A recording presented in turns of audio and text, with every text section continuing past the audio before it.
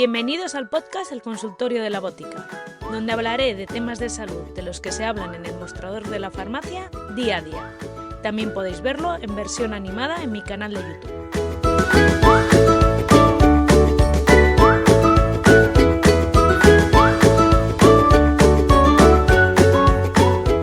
Me llamo Elizabeth Altuna, soy farmacéutica y creadora del blog La Botica en tu pantalla.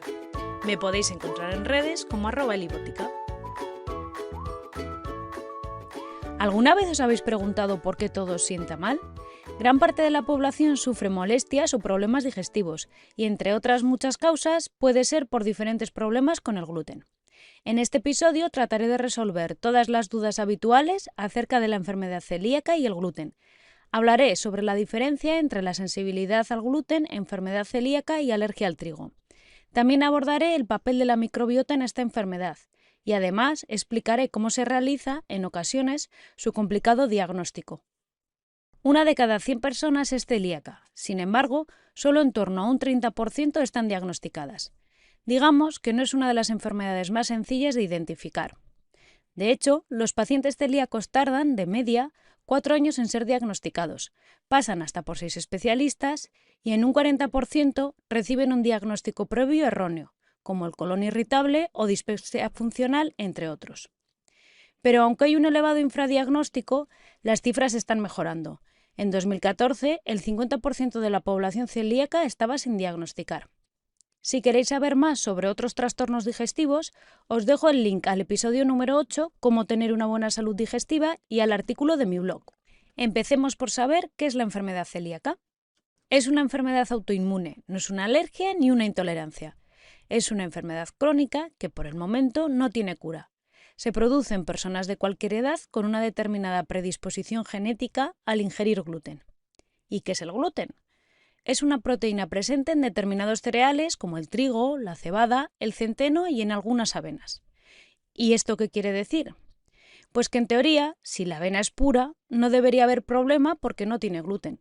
Sin embargo, como suele procesarse junto con otros cereales, no suele ser pura.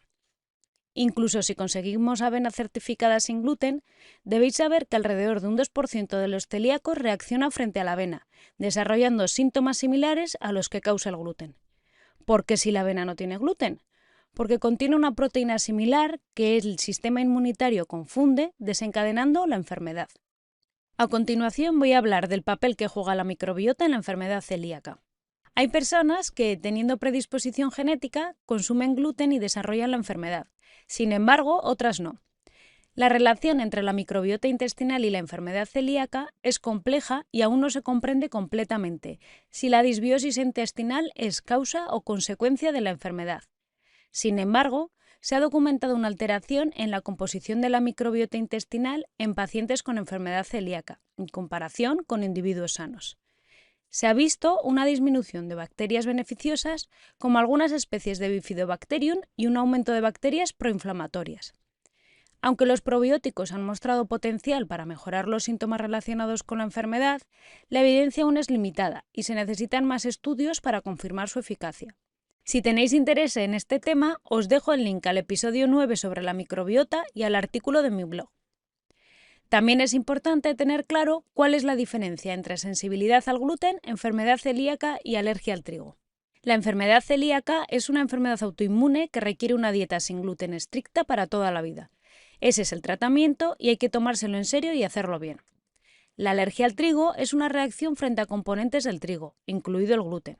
Puede presentar síntomas digestivos, pero también pueden aparecer síntomas cutáneos como ronchas o sabañones, incluso síntomas respiratorios graves. Y por último, la sensibilidad al gluten no celíaca. Es un síndrome con síntomas relacionados con el gluten en personas que mejoran al eliminarlo, descartando celiaquía o alergia previamente. Los síntomas de la enfermedad celíaca más conocidos son los digestivos, como distensión abdominal, diarrea o estreñimiento o dolor abdominal, entre otros. Y precisamente uno de los problemas de la enfermedad celíaca es que creemos que solo afecta al intestino, pero puede afectar a otras partes del cuerpo. De hecho, la mayoría de los adultos no tienen síntomas digestivos, sino extradigestivos, como por ejemplo la anemia ferropénica, anemia por déficit de vitamina B12 o ácido fólico. Puede haber alteraciones de la coagulación por una mala absorción de la vitamina K. También hay enfermedades autoinmunes reumatológicas que se asocian a la enfermedad celíaca. En los niños se puede ver un retraso en el crecimiento o cambios de humor. También puede provocar alteraciones en el esmalte dental, como manchas o dientes descascarillados, y pueden aparecer aftas orales. Por último, las alteraciones de la piel, como la dermatitis herpetiforme, que es la forma en la que la enfermedad celíaca da la cara en nuestra piel. Son lesiones tipo ampolla que pican y están agrupadas en zonas de extensión como los codos o las rodillas. Recordemos que el gluten activa el sistema inmune y produce una inflamación crónica del intestino que a largo plazo puede tener consecuencias importantes sobre la salud general. Por eso es importante diagnosticarlo. ¿Y cómo se diagnostica la enfermedad celíaca? El diagnóstico es bastante complejo porque no hay ninguna prueba que dé el diagnóstico al 100%. Se hacen diferentes pruebas, se recopila información y con eso un profesional determina el diagnóstico. Algo muy importante es que el paciente no debe retirar nunca el gluten antes de iniciar el diagnóstico. ¿Por qué? Porque la mayoría de las pruebas, si se retira el gluten, se negativizan y entonces no sirven para nada. Por eso hay que acudir al médico o médica y seguir las pautas que indique. Lo primero es mirar la clínica, es decir, ver si hay manifestaciones intestinales o extraintestinales. Estas últimas pueden ser desde una dermatitis herpetiforme hasta una anemia ferropénica que no mejore con la toma de hierro o una persona joven con osteoporosis. Después se haría una analítica sanguínea para detectar la presencia de anticuerpos. Aunque esta prueba sea negativa, esto no descarta la enfermedad celíaca al 100%. Puede ser que la persona haya dejado el gluten o coma muy poco gluten. Como diagnóstico de confirmación, se hace una biopsia intestinal. La endoscopia es una prueba en la que se utiliza un tubo largo con una cámara diminuta que se introduce por la boca y pasa por la garganta. La cámara permite visualizar el intestino delgado y tomar una pequeña muestra de tejido para analizar el daño de las vellosidades del intestino. ¿Y por qué se hace esta prueba? Los anticuerpos producen una inflamación que daña el intestino, lo destruye, lo atrofia y lo deja liso. La biopsia nos va a dar un daño sugestivo de la enfermedad celíaca que hay que interpretar junto con los anticuerpos y los datos clínicos. Por último, está el test genético, que no es obligatorio hacer en todos los pacientes, pero sí que ayuda a descartar la enfermedad celíaca. Y una vez que se diagnostica la celiaquía, toca llevar a cabo una dieta sin gluten. Por el momento, una dieta estricta libre de gluten es la única manera de controlar la enfermedad celíaca. El tratamiento tiene dos objetivos principales: eliminar la sintomatología asociada y revertir la atrofia de las vellosidades y evitar el desarrollo de complicaciones a medio y largo plazo. Aunque llevar una dieta sin gluten puede parecer sencillo, a veces puede resultar realmente difícil. Esto es debido a que el gluten es una proteína que prácticamente no tiene valor nutricional, pero tiene un importante valor culinario. Se utiliza para espesar, dar elasticidad y esponjosidad a los alimentos. Esto quiere decir que se utiliza en gran cantidad de productos procesados. Por ejemplo, aunque los yogures en principio no deberían tener gluten, a veces se les añade para que sean más cremosos. Además, hay que tener cuidado con la contaminación cruzada. Es decir, que un alimento puede no tener gluten, pero tener trazas por haber estado en contacto con alimentos con gluten. Si cocináis primero algo con gluten y luego cocináis algo sin gluten, si no limpiáis bien y quedan restos, se producirá contaminación cruzada. También es importante revisar el etiquetado de los alimentos y los prospectos y envases de medicamentos, ya que pueden incluir almidones de cereales que contienen gluten. En la lista de ingredientes se debe indicar el nombre del cereal que contiene gluten. En caso de que no haya lista, se indicarán después de la palabra contiene. Y también es importante prestar atención al etiquetado precautorio, puede contener. El logo oficial de la Sociedad de Asociaciones de Celíacos de Europa es una espiga barrada.